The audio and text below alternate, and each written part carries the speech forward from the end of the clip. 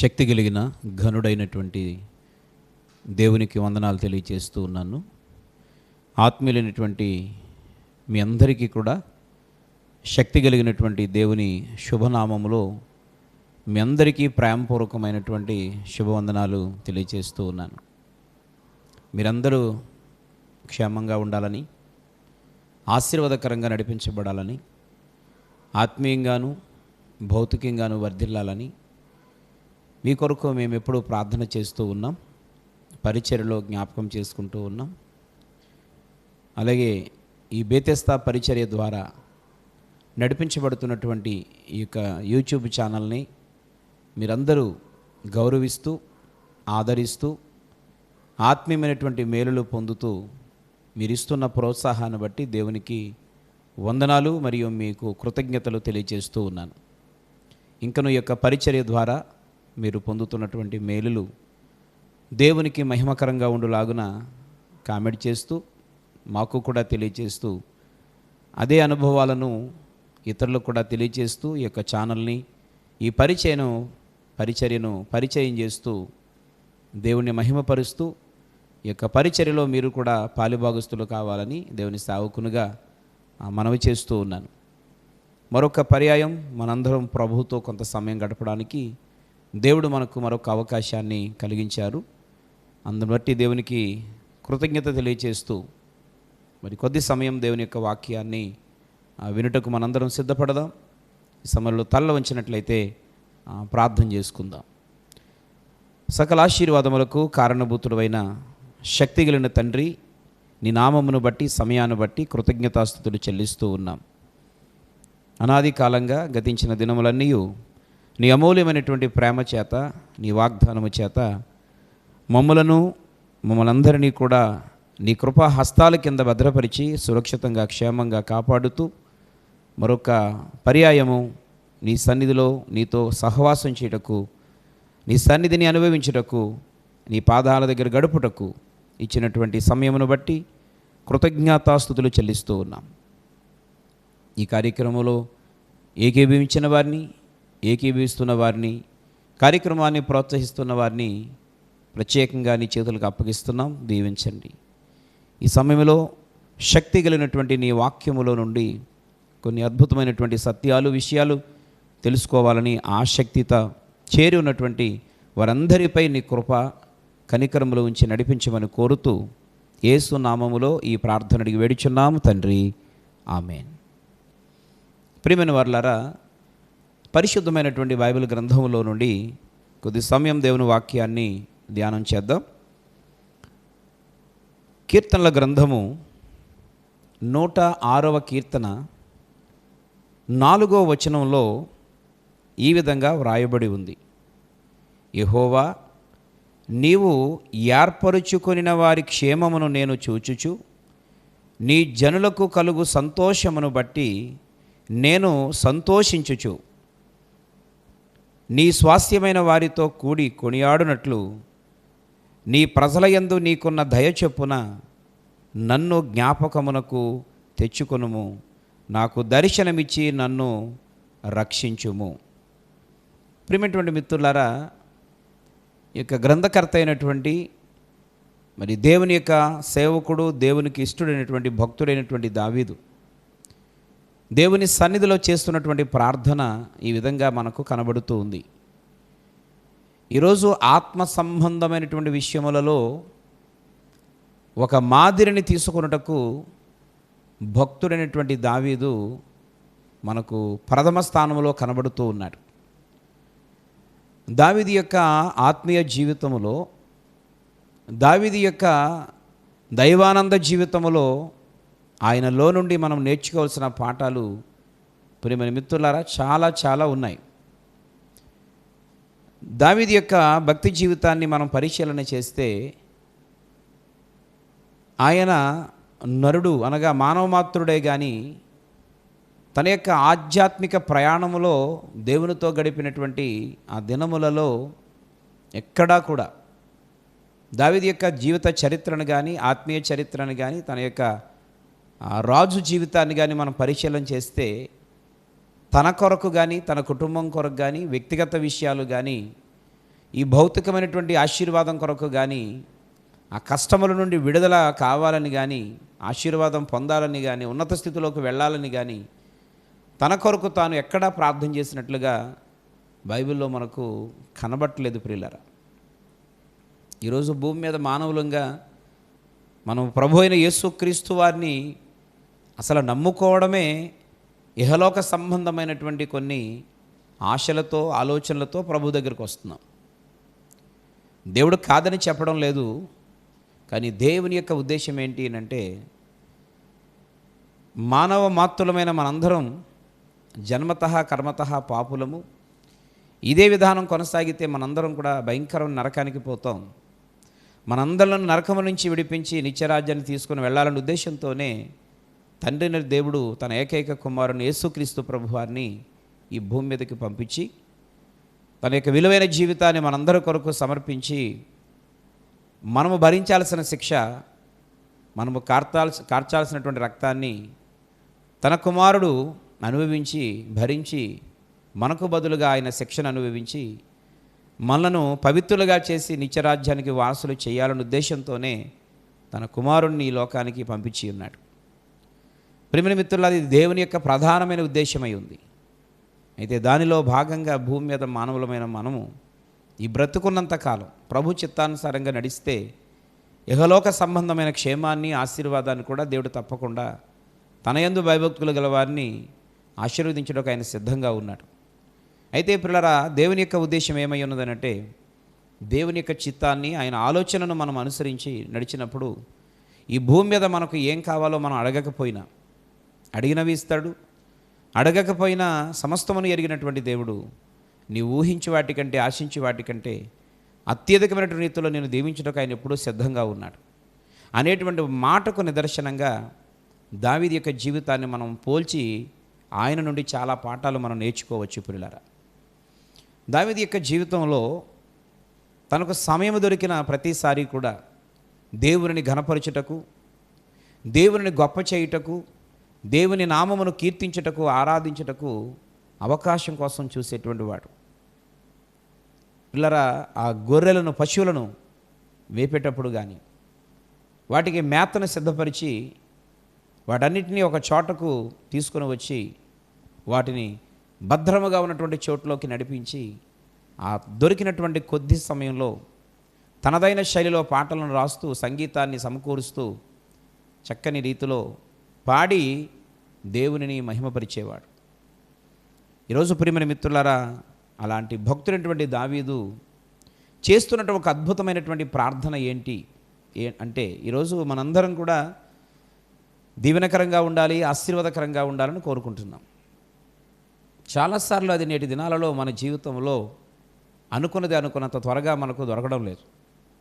కారణం ఏంటి అని అంటే, ఆశీర్వాదము పొందటము ఎలాగో మనకు తెలియక, ఈరోజు మన జీవితంలో మనము క్షేమంగా ఉండాలనంటే, మనం ఆశీర్వాదకరంగా ఉండాలనంటే ఏం చేయాలో, ఏం చేస్తే మనము క్షేమంగా ఉంటాం, ఆశీర్వాదకరంగా ఉంటాం, భూమి మీద దీవెనకరంగా ఉండి ప్రభు యొక్క చిత్తాన్ని అనుసరించి నిత్యరాజ్యానికి వారసులు అవుతామో, నిజంగా అనేక విషయాలు బైబిల్ గ్రంథంలో ఉన్నాయి. మరి కొంత భాగాన్ని దావీదు ద్వారా మనం నేర్చుకోవచ్చు. దావీదు దేవుని సన్నిధిలో ప్రార్థన చేస్తూ అంటున్నాడు, తండ్రి, నీవు ఏర్పరచుకొని వారి యొక్క క్షేమమును చూసి నేను సంతోషించుచున్నాను. ఆ జనులకు కలుగు సంతోషమును బట్టి నేను కూడా సంతోషిస్తూ ఉన్నాను. ఎదుటివారి యొక్క క్షేమము, ఎదుటివారి యొక్క అభివృద్ధి, ఎదుటివారి యొక్క ఆశీర్వాదాన్ని మనము చూసి సంతోషించినప్పుడు, ఎందుకనంటే దేవుడు ఎవరిని ఆశీర్వదిస్తాడు, ఎవరిని క్షేమంగా ఉంచుతాడు అనంటే దేవుని చేత ఏర్పాటు చేయబడిన వారిని. ఈరోజు వాక్యం వింటున్నటువంటి నా ప్రియ స్నేహితులారా, ఈరోజు నువ్వు దేవుని వాక్యాన్ని వినగలుగుతున్నావు అంటే, దేవుని సన్నిధికి వెళ్ళగలుగుతున్నావు అనంటే, ప్రభు అయినటువంటి యేసుక్రీస్తు వారిని ప్రభువాని పిలవగలుగుతున్నావు అనంటే, లేదా దేవాని ప్రార్థన చేయగలుగుతున్నావు అనంటే, ఈరోజు నీవు సామాన్యమైన వ్యక్తివి కావు. దేవుడు అంటున్నాడు, దేవుని చేత ఏర్పాటు చేయబడినటువంటి బిడ్డలమై ఉన్నాము అని దేవుడు తెలియజేస్తూ ఉన్నాడు. అయితే ప్రియులారా, మనందరము ఏ విధంగా ఏర్పాటు చేయబడ్డాము అనంటే, మరి జగత్తు పునాది వేయబడక ముందే అనాది సంకల్పంగా దేవుడు మనల్ని ఏర్పాటు చేసుకున్నాడు. రెండవది ప్రియమైన మిత్రులారా, తల్లి గర్భములో మనము పిండముగా ఏర్పడక ముందే దేవుడు మనలను ఏర్పాటు చేసుకున్నాడు. మన దగ్గర ఏమీ లేనప్పుడు దేవుడు మనల్ని కోరుకున్నాడు. అంత మాత్రమే కాకుండా ఈ భూమి మీద అందరి చేత తృణీకరించబడి, ఈ బ్రతుకు ఎందుకు, ఈ జీవితం ఎందుకు, నేను ఎవరి కోసం బ్రతకాలి, నాకంటూ ఎవరూ లేరు అని నిరాశతో నీ జీవితాన్ని గడుపుతున్న సమయంలో దేవుడు మనల్ని ఏర్పాటు చేసుకున్నాడు. ఎంత అద్భుతమైనటువంటి విషయం ప్రియులారా. నిజంగా దేవుడు ఆనాడు మనల్ని జ్ఞాపకం చేసుకోకపోతే ఈ పాటికి మనం మరోబడి ఉండేవాళ్ళం. ఎందుకంటే మనకంటే ముందు గనులైన వారు, గొప్పవారు మన కళ్ళ ముందు చచ్చిపోతున్నారు. దేశాన్ని పరిపాలించిన నాయకులు చనిపోయారు, అమర కోటేశ్వర్లు చనిపోయారు. ఈరోజు ప్రపంచాన్ని తలకిందులుగా చేసిన వారు చనిపోయారు. మన చుట్టుపక్కల ప్రాంతాల్లో వారు చనిపోతే ఎలాగా, వారు లేకపోతే మనం ఉండగలమా అనుకున్న వాళ్ళు కూడా చనిపోయారు. కానీ ఈరోజు వారందరూ మన జ్ఞాపకంలో లేరు. వారు లేకపోయినా మనం బ్రతకగలుగుతున్నాం, వారు లేకపోయినా సంతోషంగానే జీవితాలు గడుపుతున్నాం. ఇంకా బాధాకరమైన విషయం ఏంటంటే, కొన్నిసార్లు వారు మనకు జ్ఞాపకంలో కూడా అప్పుడప్పుడు రానటువంటి పరిస్థితులు కూడా మనం చూస్తూ ఉన్నాం. అంటే దీన్ని బట్టి మనకేమర్థమవుతుంది అని అంటే, గనులైన వారు మరణిస్తేనే వారు కొన్ని రోజులకు మరవబడ్డారు.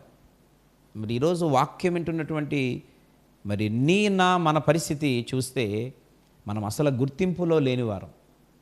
మనము కానీ ఒకవేళ మరవబడి ఉండుంటే ఈ పాటికి అసలు మన యొక్క మాట కానీ, మన పేరు కానీ ఈ భూమి మీద అసలు గుర్తు ఉండేదే కాదు. దేవుడు అలాంటి ఎన్నో పరిస్థితుల నుంచి దేవుడు మనల్ని తప్పించాడు. కారణం ఏంటి తెలిసిన? దేవుని చేత ఏర్పాటు చేయబడ్డాం. ప్రత్యేకమైన ఏర్పాటులో మనం ఉన్నామని ఈ సందర్భంగా దేవుడు తెలియజేస్తూ ఉన్నాడు. ప్రియమైన మిత్రులారా, 105వ కీర్తన 43వ వచనంలో ఈ విధంగా రాయబడింది: ఆయన తన ప్రజలను సంతోషముతోనూ తాను ఏర్పరచుకొనిన వారిని ఉత్సాహధ్వనితోనూ వెలుపలికి రప్పించెను.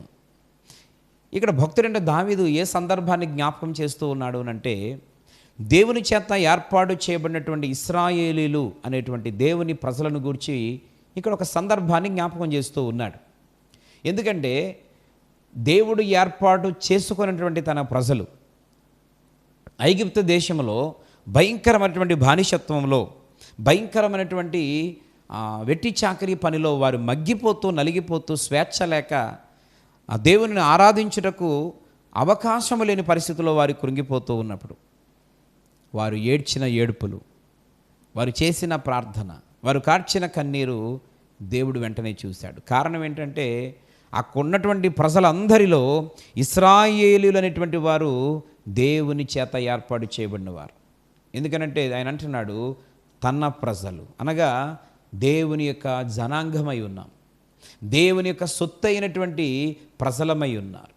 ప్రియమైన మిత్రులారా, ఈరోజు వారికి దేవుడు ఎంత ప్రాధాన్యత ఇస్తూ ఉన్నాడో, నేటి దినం భూమి మీద ఉండి దేవుణ్ణి అనుసరిస్తూ దేవుని యొక్క చిత్తములో ఉన్నటువంటి నీవు, నేను, మనందరం కూడా తన ప్రజలమే, తన సొత్తే. కాబట్టి ఈరోజు నీవు ఒంటరివి కాదు, నీ వెనక అద్భుతమైనటువంటి దేవుడు అనగా సృష్టికర్త నీకు తోడుగా ఉన్నాడు. కనుక మనం సామాన్యులము కాదు. అయితే ఇక్కడ రాయబడిన మాటను పరిశీలన చేస్తే, అలాంటి తన ప్రజలు సంతోషముగా ఉండాలని, వారందరూ ఉత్సాహధ్వని చేస్తూ ఉండాలని ఆ విధమైనటువంటి ఆనందంతో వారిని బయటికి తీసుకుని వచ్చాడు. దాని భావం ఏంటంటే, ఇశ్రాయేలులు దేవుని ప్రజలే కానీ కొద్ది దినాలు మాత్రమే వారు శ్రమను అనుభవించారు. కొద్ది రోజులు వారు ఏడ్చే పరిస్థితి వారి జీవితంలో ఎదురైంది. కొద్ది రోజులు వారు ఆ యొక్క రాజు పెట్టినటువంటి బాధలను, ఇబ్బందులను అనుభవించాల్సిన పరిస్థితి వచ్చింది. దేవుడు ఒక దినాన జ్ఞాపకం చేసుకున్నాడు. అంటే ప్రియమైన మిత్రులారా, నేటి దినం కొన్ని ఇబ్బందులను నేటికి మనం అనుభవిస్తున్నాము అనంటే, ఈ రోజుకి కొన్ని దుఃఖకరమైనటువంటి పరిణామాలు మన జీవితంలో ఎదురవుతున్నాయి అనంటే, దేవుడు మర్చిపోవడం కాదు, నీ జీవితంలో కార్యాలు జరగకపోవడం కాదు, ఇక మన యొక్క పరిస్థితి అయిపోయినట్టు అసలే కాదు. ప్రతిదానికి దేవుడు అంటాడు కొద్ది సమయం కలదు. ఇశ్రాయేలు ప్రజలు ఎంత బాధను అనుభవించారో దేవుడు అంత సంతోషాన్ని వారికి కలగజేశాడు. ఒక దినాన తన ప్రజలుగా ఉన్నటువంటి దేవుని బిడ్డలను ఉత్సాహంతో సంతోషంతో వెలుపలికి రప్పించాడు. నేటి దినం యొక్క వర్తమానం వింటున్న నా ప్రియ సహోదరి సహోదరుడా, ధైర్యంగా ఉండు. ఇప్పుడు నువ్వు అనుభవిస్తున్న పరిస్థితులు ఎప్పుడు నీతో అలా ఉండవు. దేవుడు జ్ఞాపకం చేసుకునే రోజు ఒకటి దగ్గరికి వచ్చింది. దేవుడు నిన్ను దర్శించేటువంటి సమయం ఆసన్నమయ్యింది. నేటి దినం ఏ పరిస్థితినైతే నువ్వు ఎదుర్కొంటున్నావో రెట్టింపు ఆనందాన్ని, సంతోషాన్ని దేవుడు నీకు త్వరలోనే ఇవ్వబోతూ ఉన్నాడు. ఆయన అంటున్నాడు, ఆ పరిస్థితులు ఎప్పటికీ అలాగ ఉండవు. దేవుడు ఆ పరిస్థితులని మార్చివేయగలడు. ప్రియమైన మిత్రులారా, 105వ కీర్తన 6వ వచనంలో కూడా ఒక మాటను మనం పరిశీలన చేస్తే, ఆయన చేసిన సూచక క్రియలను, ఆయన నోటి తీర్పులను జ్ఞాపకము చేసుకొనుడి. ఈ సందర్భంగా దేవుడు అంటున్నాడు, ఇప్పుడు ప్రస్తుతము దేవుని యొక్క సన్నిధిలో నుండి రావాల్సినటువంటి ఆ సమాధానము ఆలస్యం అయిందని మనం కొంచెం నిరుత్సాహపడి బాధపడిపోతున్నాం. కానీ దేవుడు ఏమంటున్నాడంటే, ఇంతవరకు మన జీవితంలో, అంటే ప్రభు అయిన యేసుక్రీస్తు వారి చేత పిలువబడినటువంటి నాటి నుండి నేటి వరకు, ఈరోజు మన జీవితంలో, మన కుటుంబ సభ్యుల యొక్క జీవితాలలో, మన ఉద్యోగంలో, వ్యాపారంలో, మన యొక్క జీవిత విధానంలో, అది ఆరోగ్యం కానివ్వండి, కుటుంబ పరంగా కానివ్వండి, బిడ్డల విషయంలో కానివ్వండి, మానసికంగా కానివ్వండి, ఆత్మీయంగా కానివ్వండి, ఏ విధంగానైనా ఎన్ని కార్యాలు చేశారో అవన్నీ జ్ఞాపకం తెచ్చుకుంటే ఈరోజు రోజులు సరిపోవు ప్రియులారా, గంటలు సరిపోవు, అసలు సమయమే చాలని పరిస్థితి. దేవుడు అన్ని కార్యములు చేశాడు. దేవుడి సందర్భంగా ఏమంటున్నాడంటే, మీరు అడిగినటువంటిది ఏదైతే ఆలస్యం అవుతా ఉందో, జరగలేదు అని చెప్పి దాన్నే గుర్తుపెట్టుకొని మీరు నిరుత్సాహపడిపోతే ఆ జరిగేది మీకు జరగదు. కానీ ఇంతవరకు ప్రభు అయిన యేసుక్రీస్తు వారు మీ జీవితంలో ఎన్ని కార్యములు చేశాడో, ఎన్నిసార్లు దేవుడు మీ ప్రార్థన విన్నారో, ఎన్ని సూచకమైన క్రియలు, అద్భుతమైనటువంటి క్రియలు, ఆశ్చర్యమైనటువంటి క్రియలు, మనుషులమైనటువంటి మనము పొందుకోలేనటువంటి ఆ సాహస కార్యాలను మీ జీవితంలో చేశాడో, అవన్నీ మీరు దయతో జ్ఞాపకము చేసుకోండి. ఎందుకనంటే ఆయన జ్ఞాపకం చేసుకోవడం వల్ల ఆయన చేసిన క్రియలు, ఆయన తీర్పులను మనం జ్ఞాపకం చేసుకుంటే ధైర్యం కలుగుతుంది. ఎందుకనంటే అన్ని కార్యములు చేసి వాటి నుంచి విడిపించిన దేవుడు, ఇంతకంటే పెద్ద పెద్ద సమస్యల నుంచి తప్పించిన దేవుడు, మరణపు అంచుల వరకు వెళ్ళినటువంటి మనలను వెనక్కి తీసుకుని వచ్చి సజీవులుగా నిలబెట్టిన దేవుడు, నిన్నగాక మొన్న అడిగినటువంటి ఈ చిన్న చిన్న సమస్యలకు సమాధానం ఇవ్వడా? ఆయన ఇవ్వలేరా అని అంటే తప్పకుండా దేవుడు ఇవ్వగలడు అనేటువంటి విషయం నీకు జ్ఞాపకం చేసుకున్నప్పుడు ఖచ్చితంగా ధైర్యం కలుగుద్ది. ప్రభు అయిన యేసుక్రీస్తు మీద ఇంకా విశ్వాసం బలపరచబడుతుంది.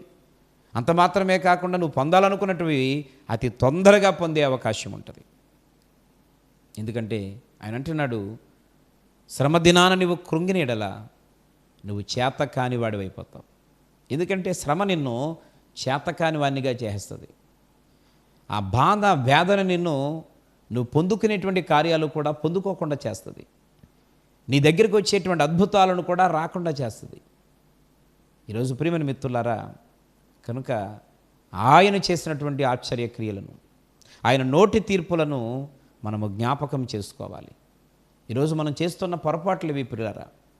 ఎంతసేపు జరగనటువంటివి లేదా ఆలస్యమైనటువంటివి ఆ 1-2 పట్టుకొని ఇంకా దేవుడు కార్యం చేయలేదనేటువంటి నిరుత్సాహంతో మాట్లాడుతున్నావు. కానీ ఇంతవరకు మన జీవితంలో ఎన్ని కార్యాలు చేశాడో అవి మాత్రం జ్ఞాపకం రావడం లేదు.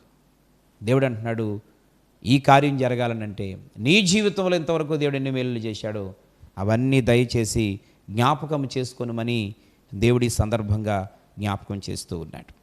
ప్రియమైన మిత్రులారా, 106వ కీర్తన 10వ వచనం కానీ మనం పరిశీలన చేస్తే ఇక్కడ ఈ విధంగా వ్రాయబడి ఉంది, వారి పగవారి చేతిలో నుండి వారిని రక్షించెను, శత్రువుల చేతిలో నుండి వారిని విమోచించెను. ఇది చాలా అద్భుతమైనటువంటి మాట. దేవుడు మనకు తెలియకుండానే ప్రియమైన మిత్రులారా ఆ పగవారి చేతిలో నుండి ఆయన మనల్ని రక్షించారని, శత్రువుల చేతిలో నుండి విమోచించానని దేవుడు సెలవిస్తూ ఉన్నాడు. అవును, ఈరోజు మనం అనుకుంటున్నాం, పొద్దున లేచి హ్యాపీగా బయటికి వెళ్ళిపోయి మన పని మనం చక్కపెట్టుకొని వచ్చేసి సాయంత్రం చక్కగా భోజనం చేసి ప్రార్థన చేసుకొని పడుకుని పోతున్నాం. రాత్రి పడుకొని పొద్దున సజీవంగా లేచిపోతున్నాం అని అనుకుంటున్నాం. మనం గొప్పవారం అనుకుంటున్నాం. దేవుడు జ్ఞాపకం చేస్తున్నాడు ఒక విషయాన్ని. ఈరోజు దేవుని సెలవు లేక తిని ఆనందించేవారు ఎవరూ లేరు. దేవుని యొక్క కాపుదల లేకపోతే బయటికి వెళ్ళిన వ్యక్తి తిరిగి ఇంటికి క్షేమంగా వచ్చేదాకా నమ్మకం లేదు. ఎందుకంటే సమాజంలో మనము ఎన్ని జాగ్రత్తలు తీసుకున్నా ఎదట వారి యొక్క అజాగ్రత్త వలన ఈరోజు ఎన్నో రోజుకి కొన్ని లక్షల జీవితాలు గాల్లో కలిసిపోతూ ఉన్నాయి. కొన్ని లక్షల కుటుంబాలు అనాథ కుటుంబాలుగా మిగిలిపోతూ ఉన్నాయి. ఈరోజు ప్రియమైన మిత్రులారా, ఆ ఉదయకాల సమయంలో బయటికి వెళ్ళేటప్పుడే చాలామంది జీవితాలలో ఆ కుటుంబీకులకు అది ఆఖరి చూపైపోతూ ఉంది. వారు ఉదయకాల సమయంలో బయలుదేరి వెళ్ళొస్తాను బాయ్ అని చెప్పినటువంటి మాటే వారి జీవితాలలో ఆఖరి పిలుపై ఆఖరి స్వరమై ఉంటుంది. ఈ సన్నివేశాలను నువ్వు జ్ఞాపకం చేసుకుంటున్నప్పుడు ఈరోజు నీకు నాకు మనకు భయం కలగాలి. నేటి దినం నువ్వు కళ్ళారా చూస్తూ ఉన్నావు, చెవులారా వింటూ ఉన్నావు, ఈరోజు న్యూస్లో చూస్తూ ఉన్నావు, యూట్యూబ్లో చూస్తూ ఉన్నావు, నువ్వు డైరెక్ట్గా కొన్ని విషయాలను చూస్తూ ఉన్నావు, అనేక మంది యొక్క ఆర్తనాదాలు వింటూ ఉన్నావు, ఎలా అల్లాడిపోతూ ఉన్నారు. ఈరోజు ప్రియమైన మిత్రులారా, అటువంటి పరిణామాలు మన ఇంట్లో కూడా చోటు చేసుకోకుండా దేవుడు కాపాడడం లేదా? దేవుడు జ్ఞాపకం చేసుకోవడం లేదా? ఈరోజు దీనికి కారణం ఏంటో తెలిసిన, నీ చుట్టూ ఈరోజు చాలామంది శత్రువులు ఉన్నారు. వారి నోటి మాటలు భయంకరమైనటువంటి పదునైనటువంటి ఆయుధాలుగా ఉన్నాయి. ఈరోజు ప్రియమైన మిత్రులారా, నాకెవరు శత్రులు లేరని నువ్వు కొన్నిసార్లు అనుకోవచ్చు. నీ యొక్క అభివృద్ధే అనేక మందిని శత్రువులుగా తయారు చేస్తుంది. నీ ఎదుగుదల వలన కొంతమంది నీకు శత్రువులుగా మారిపోతారు. నీకు కనిపించరు, నీ ముందు నీ కళ్ళ ముందు మంచిగా మాట్లాడుతూ ఉంటారు. నువ్వు ఎదరికి వెళ్ళిన తర్వాత నీ వెనక గోతులు తీసేవాళ్ళు ఎంతోమంది ఉన్నారు. వారు ఎవరో బయట వాళ్ళైతే ఆశ్చర్యపోనక్కర్లేదు ప్రియులారా, నీ సొంత వారే, నీ ఇంట్లో వారే, నీ దగ్గర మేలు పొందిన వారే, నీవు అనేక సార్లు వారికి సహాయం చేసినటువంటి వ్యక్తులే ఈరోజు నీ సొంత రక్త సంబంధులు, నీ ఇంట్లో వారు, నీ అన్నదమ్ములు, నీ అక్క చెల్లెండ్రు, నీ సొంత కుటుంబంలో వారే కొన్నిసార్లు నీ కడుపును పుట్టినటువంటి వారే, కొన్నిసార్లు నిన్ను కన్నవారే ఈరోజు నీ మీద శత్రుత్వాన్ని సాధిస్తూ ఉన్నారు.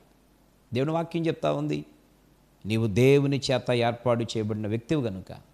ఆయన అంటున్నాడు, మీరు నా సొత్తు, ఓ నీవు నా యొక్క సొంతం, నేను నిన్ను ఏర్పాటు చేసుకున్నాను గనుక నీకు తెలియకుండా శత్రువుల యొక్క ప్రయోగాలు, ఆ శత్రువుల యొక్క మాటలు, అవి వాడిగల కత్తివలే ఉన్నప్పటికీ అవి నీకు తగలకుండా వాటి నుంచి నేను నిన్ను క్షేమంగా కాపాడుతున్నాను, వాటి నుంచి నేను భద్రపరుస్తూ ఉన్నాను. ఎందుకంటే ప్రియులారా, కొంతమంది యొక్క మాటలు వాడిగలనటువంటి పదునైనటువంటి ఆయుధముల వలె ఈరోజు మనకు వాటి యొక్క ప్రభావం వలన ఇబ్బంది పడే పరిస్థితులు ఉన్నాయి. కొంతమంది శపిస్తూ ఉంటారు, కొంతమంది శాపనాకారాలు పెడతా ఉంటారు. ప్రియమైన మిత్రులారా, అవన్నీ నీ యొక్క ఇంట నంటకుండా, నీ జోలికి రాకుండా దేవుడు అంటున్నాడు, అటువంటి ఆ శత్రువుల చేతిలో నుండి నేను మిమ్మల్ని తప్పిస్తూ ఉన్నాను. ఆ భయంకరమైనటువంటి శత్రువుల యొక్క చేతిలో నుండి మిమ్మల్ని దినదినము విడిపిస్తూ ఉన్నాను. ఆ శత్రు యొక్క కోరల నుండి నేను మిమ్మల్ని తప్పిస్తూ ఉన్నాను. అపవాది యొక్క చేతిలో నుండి నేను మిమ్మల్ని విమోచిస్తూ ఉన్నాను. దయతో ఇవన్నీ మీరు జ్ఞాపకం చేసుకుంటే ఈరోజు ప్రభువులో ఇంకా అద్భుతంగా నడుస్తూ అడుగులు వేస్తూ దేవుణ్ణి ఘనపరచుటకు అవకాశం ఉంటుందని ఈ సందర్భంగా దేవుడు జ్ఞాపకం చేస్తూ ఉన్నాడు. ప్రియమైన మిత్రులారా, 77వ కీర్తన 11వ వచనాన్ని పరిశీలన చేస్తే ఇక్కడ భక్తుడు రాస్తున్న మాట ఏంటంటే, యెహోవా చేసిన కార్యములను, పూర్వము జరిగించిన ఆశ్చర్య కార్యములను నేను మనసునకు తెచ్చుకొందును. పిల్లలు, ఎంత అద్భుతమైన మాట! ఇక్కడ భక్తుడు తన అనుభవాన్ని జ్ఞాపకం చేస్తూ ఉన్నాడు. పిల్లరా, మీరు ఇలా ఉండాలని తెలియచేస్తూ తను ఏం చేస్తున్నాడో ఆయన కూడా చెప్తా ఉన్నాడు. ఏమిటి అని అంటే, యెహోవా చేసిన కార్యములు, పూర్వము జరిగించినటువంటి ఆశ్చర్య కార్యములను దేవా నేను మనసునకు తెచ్చుకుందును. ఈ యొక్క సందర్భంగా పిల్లరా సమయంలో దేవుడు అంటున్నాడు, మనము మనసునకు తెచ్చుకోవలసినవి, తరచుగా జ్ఞాపకములోనికి రావలసినవి ఏంటి అని అంటే, ఎవరెవరో అన్న మాటలు కాదు, ఎవరెవరో నిన్ను తిట్టినటువంటి తిట్లు కాదు, నీకు వ్యతిరేకంగా చేసినటువంటి కార్యములు కాదు. ఎందుకనంటే మనము క్షమించే గుణాన్ని కలిగి ఉండాలి. వాటిని ఇక జ్ఞాపకం చేసుకోకూడదు. ఎందుకనంటే వారు తెలుసో తెలియకో మాట్లాడారు, ఉద్దేశపూర్వకంగానో లేకపోతే యాంత్రికంగానో కొన్ని కార్యాలను జరిగించారు. వాటి వలన మనం ఇబ్బంది పడ్డాం. కానీ వారు తప్పు తెలుసుకున్న తర్వాత క్షమించమని అడిగారు. నువ్వు ఒక్కసారి క్షమించేసిన తర్వాత, లేదా దేవుని ప్రేమను బట్టి వారు అడగకపోయినా మనమే క్షమించి వారి దగ్గరికి వెళ్ళి వారితో దేవుని ప్రేమను బట్టి మాట్లాడి మరలా మనం కలిసిపోయిన తర్వాత, ఇక క్షమించినవి లేదా మర్చిపోయిన వాటిని ఎప్పటికీ జ్ఞాపకము చేసుకొనకూడదు. ఎందుకు అనంటే ఇది చాలా భయాన్ని కలిగించేటువంటి సందర్భం, భయం కలిగించే మాట ప్రియులారా. ఎందుకు అనంటే దేవుని వాక్యంలో దేవుడు ఏమంటాడంటే, మనము ఏమి విత్తుతామో అదే పంట కోస్తాం. అంటే మనము క్షమిస్తే క్షమించబడతాం. ప్రభు అయిన యేసుక్రీస్తు వారు కూడా ఆయన భూమి మీద సేవ చేసి బ్రతుకున్న దినాలలో తన శిష్యులైన వారు అందరినీ సమకూర్చి అక్కడ ఖచ్చితంగా వారికి ప్రార్థన నేర్పిస్తాడు. ఆ పరలోక ప్రార్థన నేర్పిస్తూ అంటాడు, మా ఎడల అపరాధములను చేసిన వారిని మేము ఎలాగైతే క్షమిస్తున్నామో అలాగనే మా అపరాధములను కూడా మీరు క్షమించండి. అంటే దీని భావం ఏంటంటే ప్రియులారా, నేను ఇతరులను క్షమిస్తున్నాను కాబట్టి నన్ను కూడా క్షమించండి అని అర్థం. అంటే చాలా భయంకరమైన మాట ఏంటంటే, నేను క్షమించలేనప్పుడు నన్ను కూడా క్షమించవద్దు అని చెప్తున్నాను దేవుడితో. కాబట్టి దేవుడు క్షమించకపోతే నరకానికి పోతాం. ఇన్ని సంవత్సరాలు భక్తి చేసి, ఇన్ని వేలకు వేల రూపాయలు ఖర్చు పెట్టి, సమయాన్ని, ధనాన్ని, బలాన్ని దేవుని కొరకు వాడి అన్నీ చేసి ఈ యొక్క చిన్న విషయంలో కానీ మనం ఫెయిల్ అయిపోతే మనను దేవుడు క్షమించడు. కనుక ఇంత భక్తి చేసి కూడా నరకానికి పోయే ప్రమాదం ఉంది. ఎందుకంటే మనము చేసినటువంటి అపరాధములు క్షమించబడకపోతే మనము నిత్యరాజ్యంలో ప్రవేశించలేం అని దేవుడు అనడం కాదు ప్రియులారా, మనమే చెప్తా ఉన్నాం. ఏమని అంటే మన ప్రార్థనలోనే కనబడతా ఉంది, నేను క్షమిస్తే నన్ను క్షమించండి అని. మరి ఈరోజు ఇంకా ఎప్పుడో చిన్నప్పుడు జరిగిన గొడవలు, ఎప్పుడో వాళ్ళు వీళ్ళు అన్న మాటలు, వారు వీరు రకరకాలుగా నిన్ను ప్రస్తావించి నిన్ను పదే పదే బాధ కలిగించినటువంటి మాటలు ఇప్పటికీ నువ్వు జ్ఞాపకం చేసుకుంటున్నావు అని అంటే నీవు వారిని క్షమించలేదు అని అర్థం. ఎంత ప్రమాదమైన పరిస్థితి అని అంటే, నీవు వారిని క్షమించట్లేదు అని అంటే నీవు కూడా ఎప్పటికీ క్షమించబడవు. ఈరోజు దేవుడు క్షమించేశాడని ఏదో గుడ్డిగా వెళ్ళిపోతుంది కానీ భక్తి జీవితం ఇది సరైనటువంటి పద్ధతి కాదు అని చాలా స్పష్టంగా దేవుడు మాట్లాడుతున్నాడు.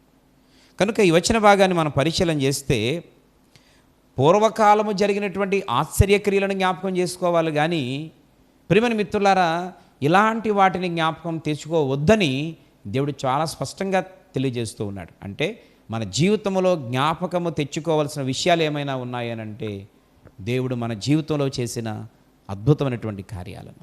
కొన్నిసార్లు సమాధానం ఆలస్యమైనప్పుడు ఈ సందర్భాన్ని బట్టి మనం ముందుకు వెళితే, అనగా గత జీవితంలో దేవుడు చేసిన కార్యాలను, ప్రభువా నా జీవితంలో పలానా కార్యాన్ని చేస్తాం, ఆ సమయంలో నువ్వు నన్ను ఆదుకోకపోతే నేను ఈ పాటికి ఉండే వ్యక్తిని కాదు నాయన.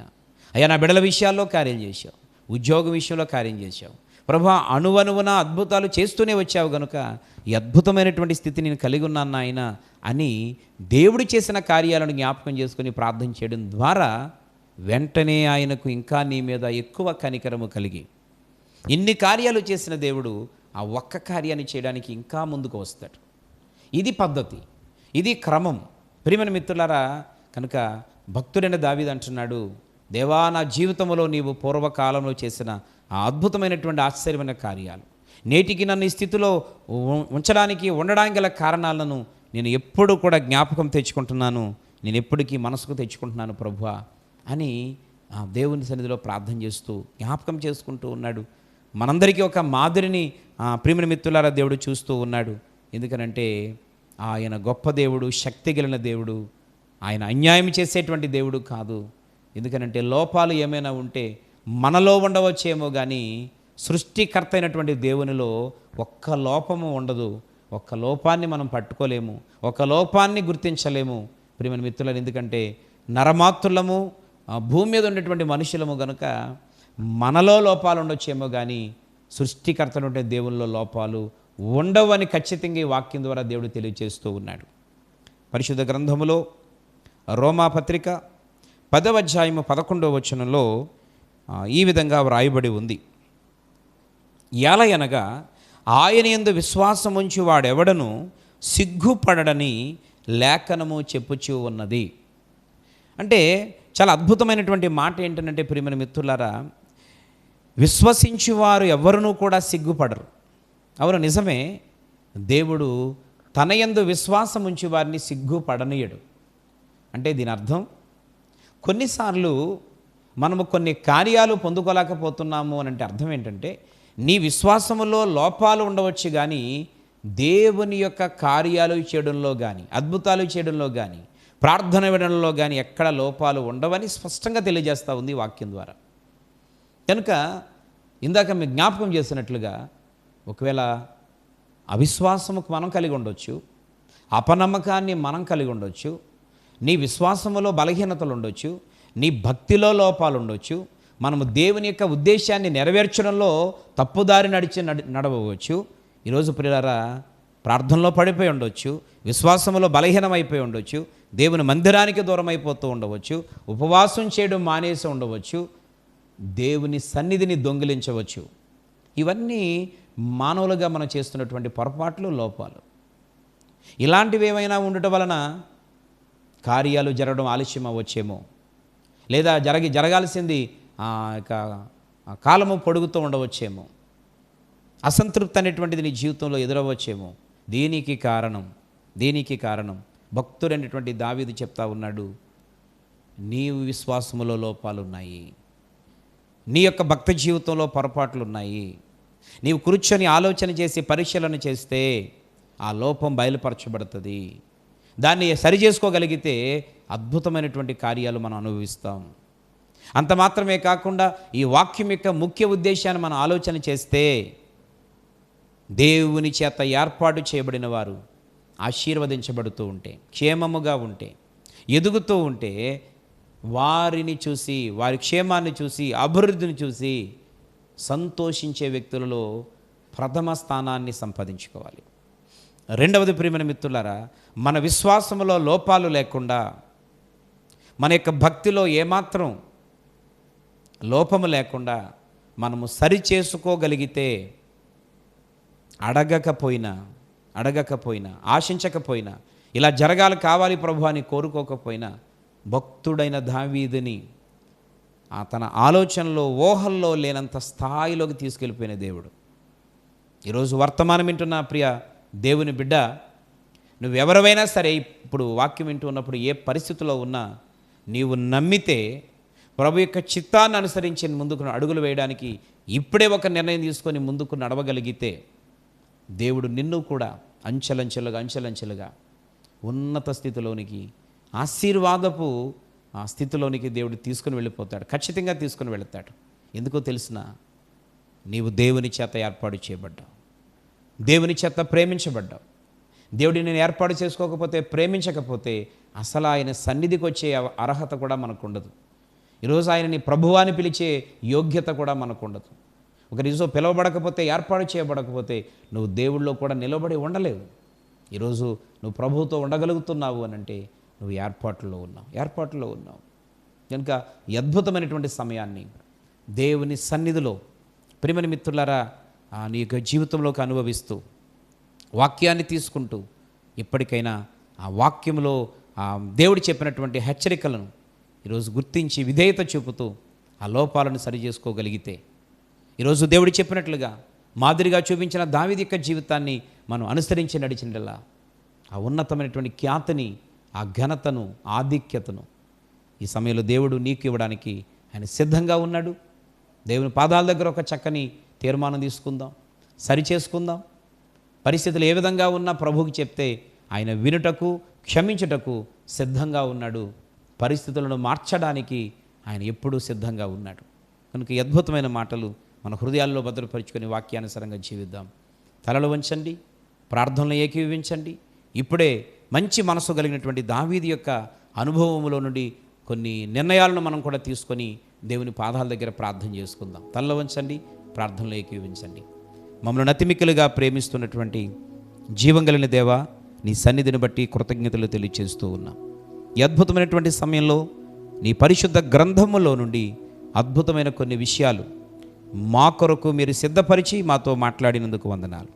విత్తబడిన ప్రతి మాట నీ నామములో ప్రతి వారిలో స్థిరపరచబడునుగా కానీ ప్రార్థన చేస్తున్నాను. వాక్యం వింటున్నప్పుడే వారి జీవితంలో నాయన ఒక మంచి ఆలోచనకు వచ్చుటకు మీ సహాయము దయచేశారని ఈరోజు విశ్వసిస్తూ ప్రార్థన చేస్తూ ఉన్నాం. ఈరోజు భక్తుడైనటువంటి దావీదు ఏ మంచి మనసైతే కలిగి ఉన్నాడో, ఆశీర్వదించబడుటకు ఏ తలంపులనైతే తన యొక్క భక్తి జీవితంలో తీసుకుని ఉన్నాడో, మేమును కూడా మాదిరి కలిగి ఆ విధంగా జీవించుటకు, ఆయా లోపాలను సరిచేసుకున్నటకు మీ కృప, మీ సహాయాన్ని దయచేయమని ప్రార్థన చేస్తూ ఉన్నాను. ఈ ప్రార్థనలో ఏకీభవించి వాక్యమునకు విధేయత, అయా తండ్రి గౌరవాన్ని ఇస్తూ లోబడి సరిచేసుకుంటున్న ప్రతి బిడ్డను నీ చేతులకు అప్పగిస్తున్నాం. తండ్రి నీకు వందనాలు. ఆ వాక్యం ద్వారా సరిచేయబడి ఒక మంచి నిర్ణయం తీసుకున్నట్టు ద్వారా వారిని ఆశీర్వాదమే కాకుండా దేవాదిగో తండ్రి ఆత్మ సంబంధమైనటువంటి అడుగులు ముందుకు వేస్తూ అన్ని కోణాల్లో దీవించబడే కృప, అటువంటి భాగ్యాన్ని దయచేయమని ప్రార్థన చేస్తున్నాను. ప్రార్థనలో ఏకీభవించిన వారు ఏ విధమైనటువంటి శారీరక బలహీనతలతో, మానసికమైనటువంటి ఇబ్బందులతో నలిగిపోతూ కృంగిపోతూ ఉన్నారో, ఇప్పుడే వారిని జ్ఞాపకం చేసుకొని ఆ పరిస్థితుల నుంచి విడిపించి సంపూర్ణమైనటువంటి క్షేమాన్ని, సంతోషాన్ని, ఆశీర్వాదాన్ని, ఎదుగుదల, సంతోషాన్ని ఇప్పుడే ఈ వాక్యమును బట్టి కలగచేయమని ప్రార్థన చేస్తూ ఉన్నాను. వారి ఆలోచనలన్నీ నెరవేర్చండి. ఇంక నీ పరిచర్యను వారు ప్రోత్సహిస్తూ అనేక మందికి పరిచయం చేస్తూ నీ నామమును మహిమపరుస్తూ ప్రభువా మరి ప్రోత్సాహపరుస్తుండగా ప్రత్యేకమైనటువంటి దీవెనలతో వారిని నింపి ముందుకు కొనసాగింపి సహాయం చేయమని, నీ సన్నిధిని తోడుగా ఉంచమని యేసు నామములో ఈ ప్రార్థన అడిగి వేడుచున్నాము తండ్రి. ఆమేన్. ఆమేన్. శక్తి కలిగినటువంటి దేవుని నామములో మీ అందరికీ ప్రత్యేకమైన వందనాలు తెలియజేస్తూ ఉన్నాను. దేవుడు మిమ్మలను, మీ కుటుంబాలను మరింతగా దీవించి ఆశీర్వదించును గాక. ఆమేన్.